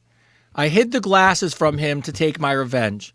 When he wasn't home, I recorded videos of myself where you could not see my face. I pissed in his cold brew, then pissed on his toothbrush, then pissed in his dishes and bowls. Then I broke up with him, and on the way out, I carefully just left the glasses back in the drawer with the videos on them. I was so pissed, now he should be pissed. Technically, I guess we're both pissed. Sometimes one wrong deserves another. Love you guys. Lisa, Advice Unfiltered. Wow. Holy fuck. She was so pissed, she really pissed. That's what she was like. That was her point. She's like, I got you. Fucking shit. She recorded me. Fucking shit. What the fuck? Bro, could you imagine? Oh my god. Putting those glasses. Can you play back in those glasses? Yeah. Oh yeah. It goes right to your cloud. Oh. It goes right to your cloud, man. So everything they record goes right to your cloud. Bro, she was doing it. She wrote in the email. She was doing it for weeks. Wow, dude. Yeah, not one time. Like weeks. Okay, first off, he's in the wrong. All right, we can all establish that. 100%. 100% in the wrong. And I'm gonna be honest with you, I deserves that shit. Oh man, that's what he gets. Oh, it's so fucking okay. Yeah, yeah, yeah, dude. No, that's fucked up. Him. I mean, I don't know. But okay, listen. Again, here we go. Fuck. You're gonna lose Sally. I'm gonna lose Sally. I'm playing devil's advocate, Sally. I'm gonna do it. I'm gonna play devil's advocate. Yes, he deserved Sally's it. out. Yes, he deserved it. 100% deserved it. Do I think it was the right reaction to do? No. I do. I think the right reaction would do would be confront him, make him delete the fucking videos right in front of you, and whatever backup videos you had, and then dump his fucking ass, and then fucking tell him if he ever talks to you again, you will, get a restraining order. Like that's how I think you should have handled it as an adult. I mean, now he still has your videos, right? I don't know. She might delete him. She had the glasses for weeks. Yeah, dude, delete the videos. I don't know if we can, but even so, like that. Listen, I understand he was wrong, 100%. I agree with you 100%. The guy's a fucking dickhead. But like I go but for this one. But I think you should just confront him about it. Maybe broke the glasses. I don't know, but have him delete the video and break the glasses in front of him and tell him to grow the fuck up. At least I'm gonna be honest with you. That shit was a home run. No. I'm just trying to play. I'm just wow. I can't believe you pissed on the shit for weeks. Weeks. That's crazy. Yes, he deserved it. Cold brew, plates, toothbrush, utensils. Wait, if you were doing it for weeks, were you still sleeping with him? She's hanging out. I don't know. Probably. Wow. I mean, it's psycho, but you know what I mean? Wow, that's fucking nuts. That is crazy. Oh, that's crazy. I actually had a guy come in for a job interview one time. And he pissed in your cup? No, he had the glasses on. And I was like, dude, you can't. I'm like, come on. You know better. Like, you can't. And then I made him leave him out in the hallway. Yeah, because you can't record. You can't. Yeah, I mean, listen. I don't think. I think you could have slapped him in the face. You could have broke the glass. You could have kicked him in the nuts. I just think for weeks pissing on his shit's just a little extreme. A little much. A little much. But Lisa. But shout out to you. Oh fuck, man, that's a terrible story. Don't worry, Sally. I got your back, Sally. Yeah, it's fucking shit. All right, Victor writes in. I went on a date with a girl who I was talking to for weeks. We went on a date. And when we went on a date, it was so strange. She knew nothing about me, which I thought was weird because we were talking for weeks. Turns out she created AI agents in ChatGPT that answer all her dating text messages automatically. Wow. And then gives her the readout before the date. Do you think this is where dating is going? Yeah, I know how to do that. Yeah, Not that I'm saying I do dating. I'm just saying I know how to create agents that will answer emails and text people and write them back and do all kinds of stuff. The fact that she was getting readouts and trying to... That's fucked up. So crazy. That is so fucked up. How many people must you be dating where in the back of your head you're like, you know what I'm going to do? I'm going to have AI take care of all my dating. And then when I feel like going out, I'll pick somebody and go. I don't know. That's too much. That's a lot. Well, you know what's funny? It's a lot for me and you because, I know how to do it and it's still a lot. It would take a lot. People Tyler's age could probably do that in 15 minutes, right? Yeah. And then be off and running, and it's like nothing to them. But so here's my thing. If you do that, right? Like, this is what I don't understand. So if you have ChatGPT do the whole fucking talk for you, the whole fucking romance thing for you.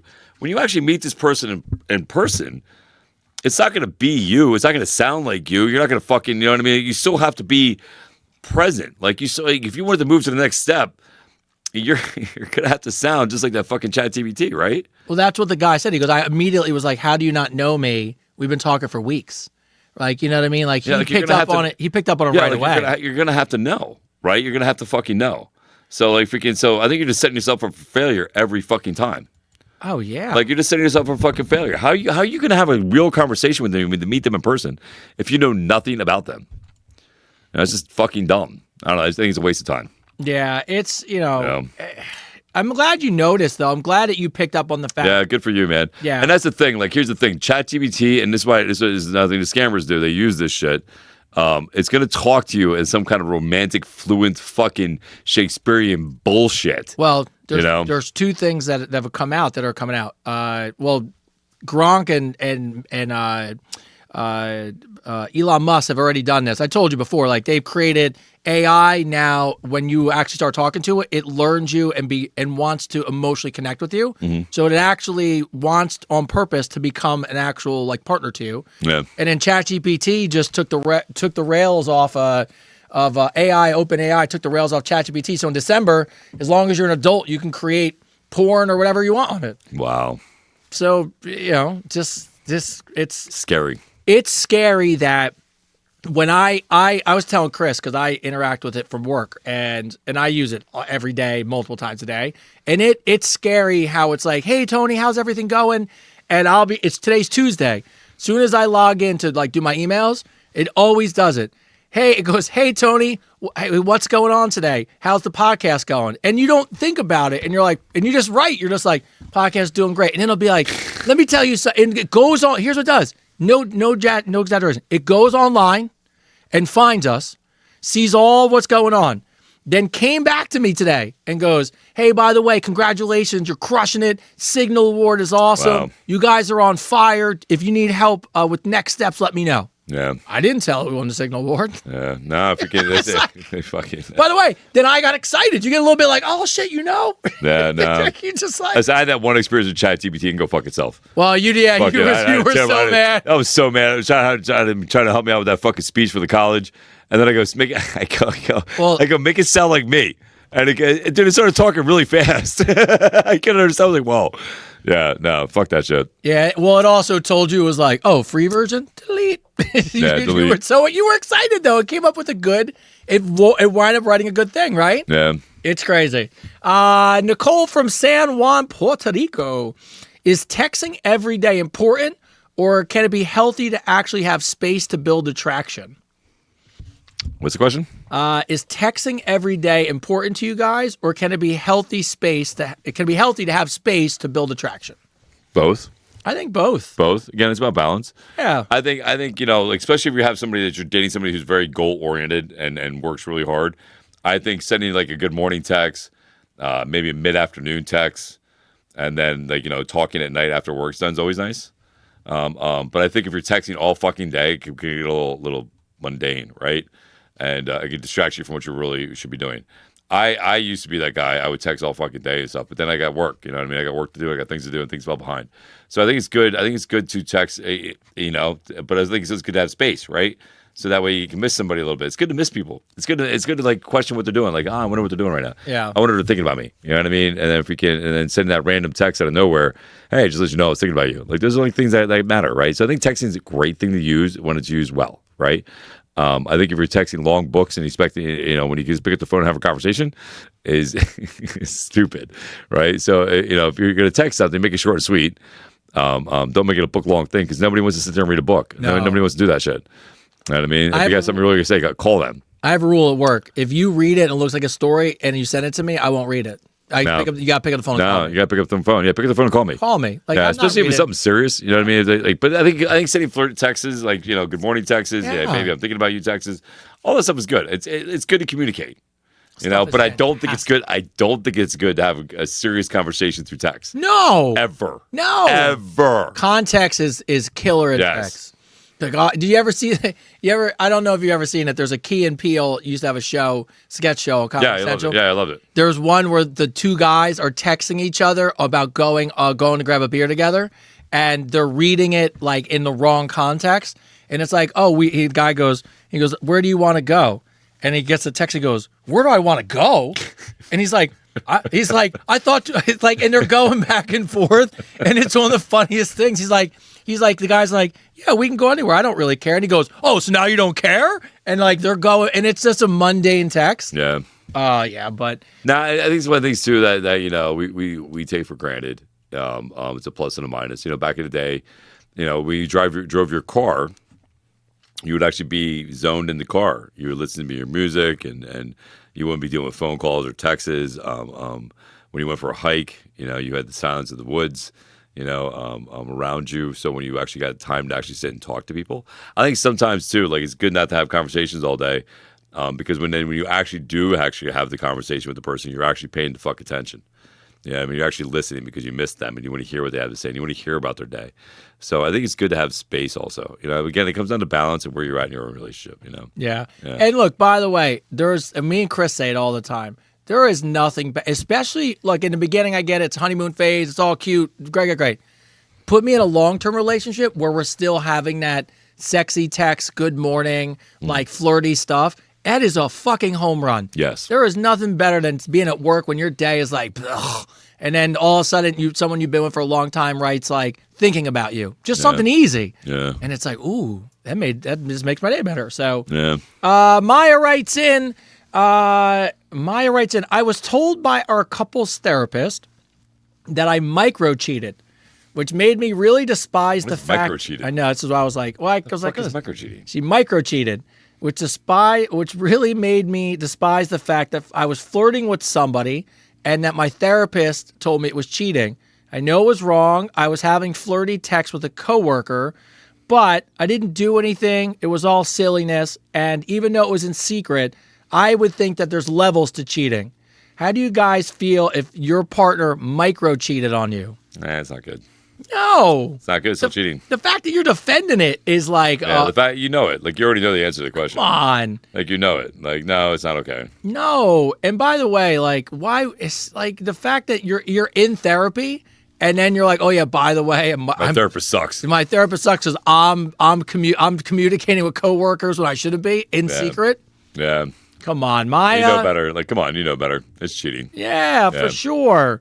Sam, I mean, it's not like putting, you know, somebody's image on AI. Freaking. It's a very valid point, sir. Very valid point. Yeah, emotional cheating leads to physical cheating. That's what always starts. Yeah. It's always, oh, I didn't know. They're just being nice. I never forget. I was friends with a woman, and I knew her boyfriend, and she was texting with somebody on the side, and I caught it. I saw it at the table. I didn't say anything. It's one of those things when you're just like, you lean back and you're like, oh shit. Yeah. And I saw like some smiley face emoji type thing, and I knew where he was. I knew he wasn't getting a text. Yeah. And she tried to be like, well, it's okay. Like, we're just laughing again. I'm like, no, it's not. Because if he did it to you, you'd be up You'd in be pissed. arms. Yes. Yeah. So, all right. Jared and Lucas, couple writes in from New York.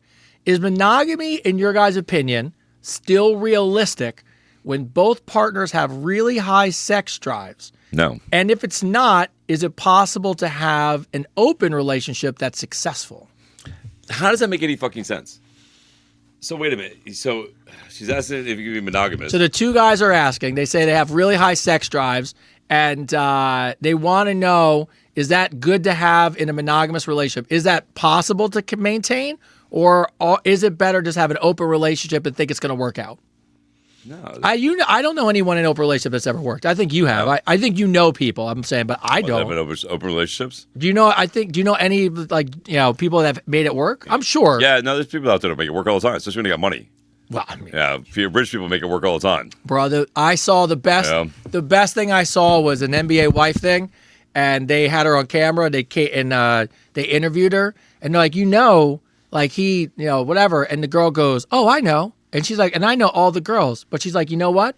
He comes home to me, pays the bills. I'm the one he tells you love. Yeah, I mean, if you got money, it's usually okay. She's like, I was like, listen, that's crazy. Here's the thing. So sex and love are two different things. Yeah. Sex and love are two different things. You can have somebody fall in love with you because the sex is really good, and you can have somebody love you and not want to have sex with you too. You know what I mean? So I think if you really care about the person, it's something that you both have to have a conversation about. And again, I'm a firm believer that when you have a communicate and you have a conversation, when you both agree on something that's beneficial for you both, then it works in a relationship, whether that be monogamous or not. So I think just having that conversation. But I know for a fact that there's people who have high sex drives that can be monogamous. It's not something that's not unheard of. So yes, I mean, it depends on what you're looking for. You know what I mean? And what your significant other is looking for. Is he looking for you to be monogamous? Then if you really care about him, then you need to be monogamous. If that's really what you want, but then you have to ask yourself what you want and what are you willing to do to make the relationship work, right? And whatever that might be, you have to stick to it. You know what I mean? My only question for those two would be, who brought it up?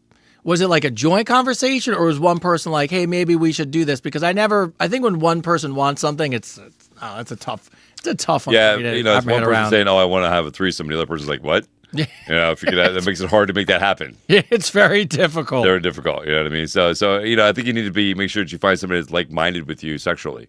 Yeah. Right? Like that's key to a relationship, right? Like love is great. Love is amazing. Sex is also amazing, right? Sex is a physical thing, right? And you can have emotions can get tied up in that.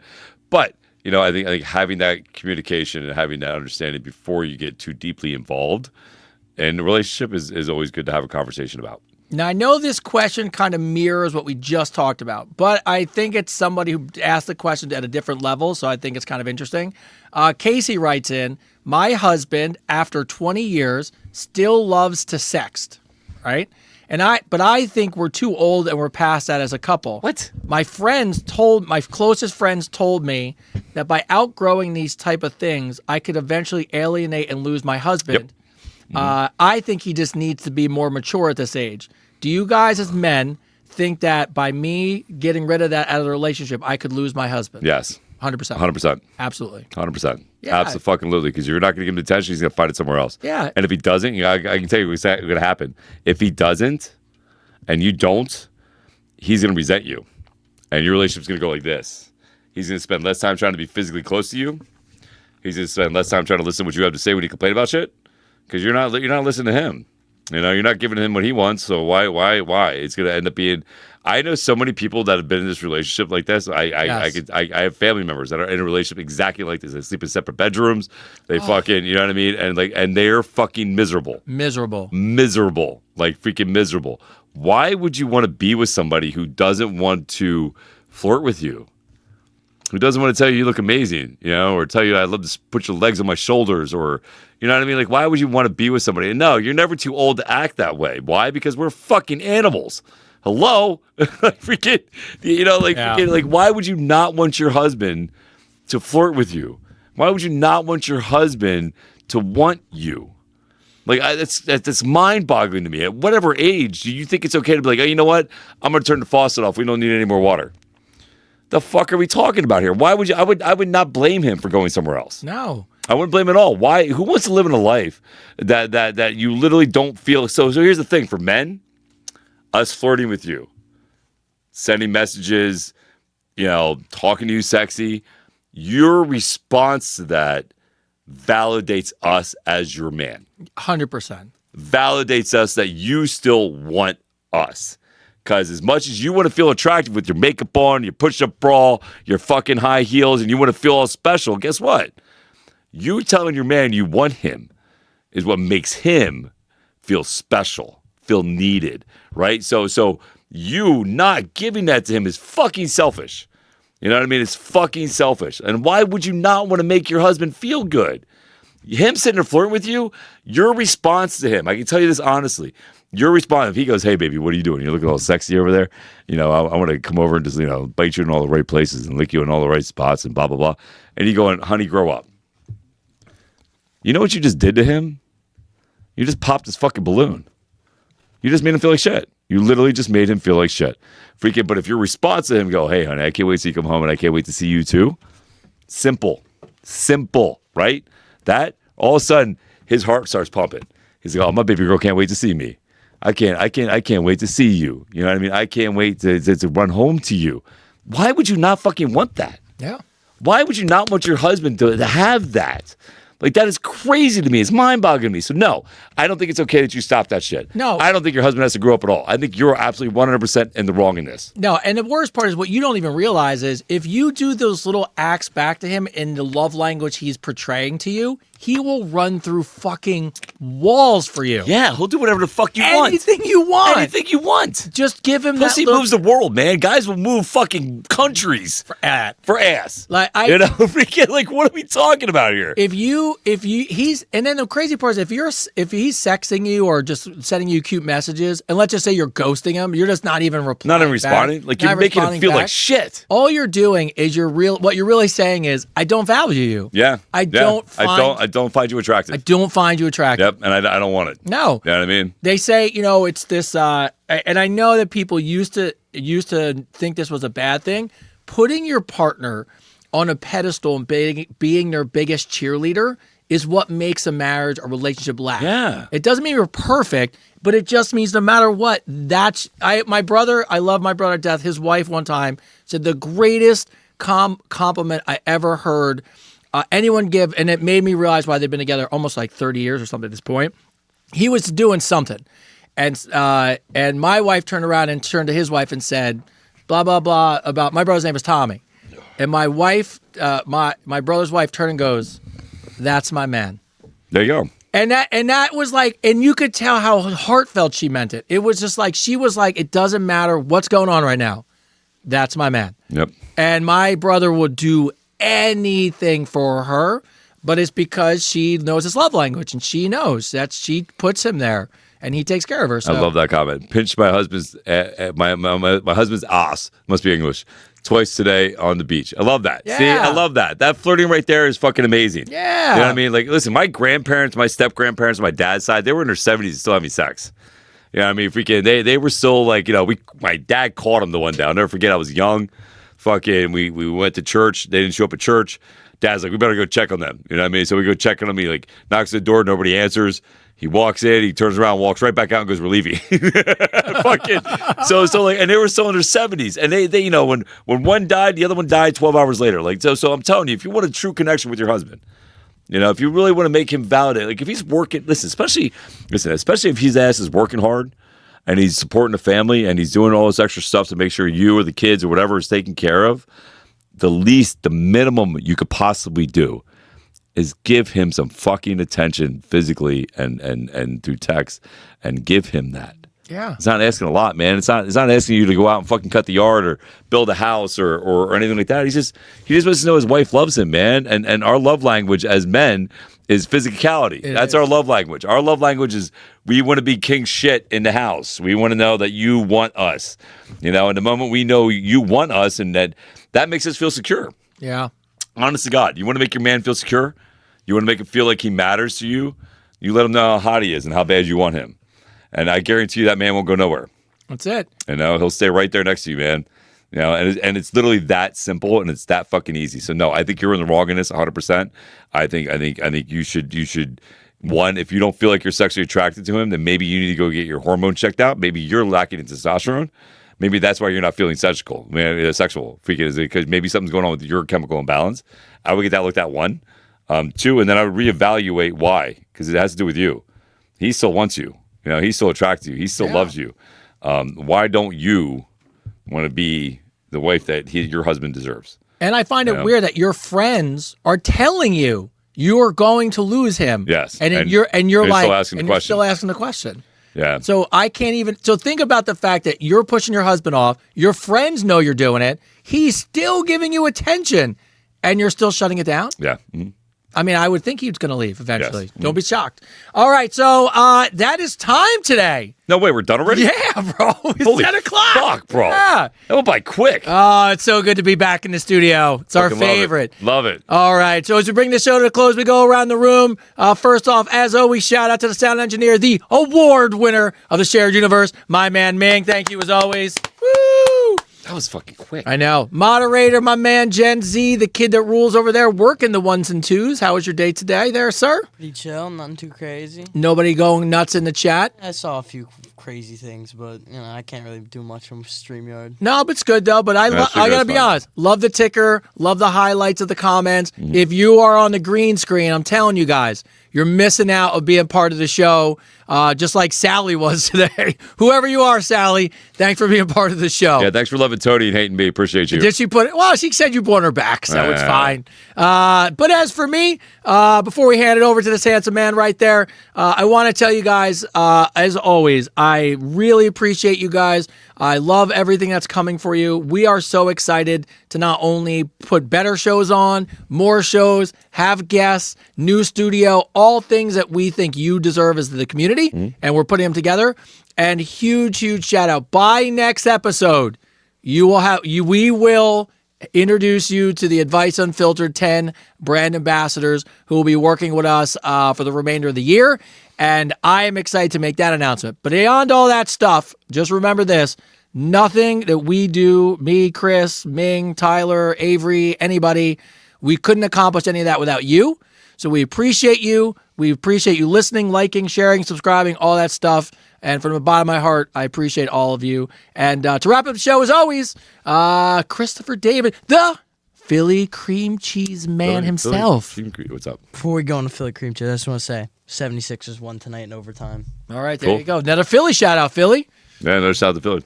I think next episode, you should be in a cowboy hat. Just throwing it out there, by the way. Yeah, I should go in a cowboy hat. All right, Philly cream cheese man, bring us home. So, hey, that went by quick. That went by really fast, right? Like, it was just me, that go by really quick. We had a ride, right? It was a hell of a roller coaster, right? We had some love. We had some hate. You know what I mean? We had all of everything. We had some laughs along the way. It was great. It was good. It was a good show, man. I loved it, man. As always, man, I can't tell you how much I appreciate my co-host, Tony, again, for trusting me to do all this with me. I thank you a lot, bro. The Ming, shout out to Ming, shout out to Tyler, shout out to Avery, shout out to our, your wife who supports the show. Shout out to all of you, who sit here and watch us and comment and join in and write your stories in and write your questions in. Again, this show is 100% about you. And we just want to do the best we can to make you laugh, make you smile, and make things change a little bit in your lives, bring a little happiness to everybody's life, man.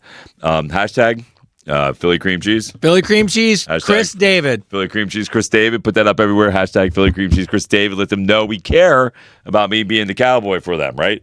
Also, do I get to create a new video too? Yeah, why not? Yes, just don't use the catchphrase yet. Yeah, and shout out to anybody who's joined me on Cameo. If you haven't joined me on Cameo, please go to Cameo. Check me out there. If you want a birthday wish, you want some motivational speech from me, you can go to Cameo. Shout out to the 5 who's already joined. Oh yeah, already joined. I won't even say it, but I already saw. I know I can. One of them's there. I didn't get it, but I could see. I already saw a couple of you guys on tonight's live, so you know who you are. We haven't told anybody. Yeah, so we haven't told anybody who you are, but you know who you are. You know who you are. Shout out to the 5 who've already joined. Yes. We can't wait to get started on this journey with you. The 5 that we're interviewing the rest of this week. Oh wait, well, I have 52 interviews to get down to the last 5. So exciting stuff. We're gonna go through it, but make sure we're gonna make sure you all know. And shout out to people who've been buying my book. Again, I've seen a lot of people putting my book up there.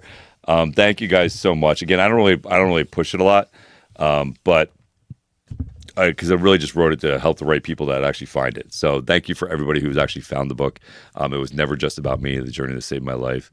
And listen, everybody joined the what are we calling ourselves? AUF? The AUF. AUF School Board of fucking Fun. That's what we're doing. That's it. The AUF School Board of Fun. People love those initials, so we're just going to start making AUF merch. Welcome to AUF Academy. That's right. Crazy that we're even doing that. It's freaking fun. It's so exciting. We got a new studio coming, which is so exciting. Oh, it's awesome. And again, it's all thanks to you guys, man. Like, and again, I can't say this enough. I know this to say this in my videos every day. If you really want a better world, man, if you want a better world, if you want to change the world, it starts with you. It starts with you changing you and doing the work on you. And I truly mean this. I am living proof of that. Tony is also living proof of that. That if you do the work, as hard as it may be, if you do the work and you stay consistent with it and you change you, everything and everybody you love benefits from that. Everybody. We are proof of that. Our kids are proof of that. Everybody that we care about that's in our circle is all benefiting from what we're doing. All of them. And so I just want to make sure you know that. As always, I believe in you. I believe in the best in you. This is Advice Unfiltered, episode 39.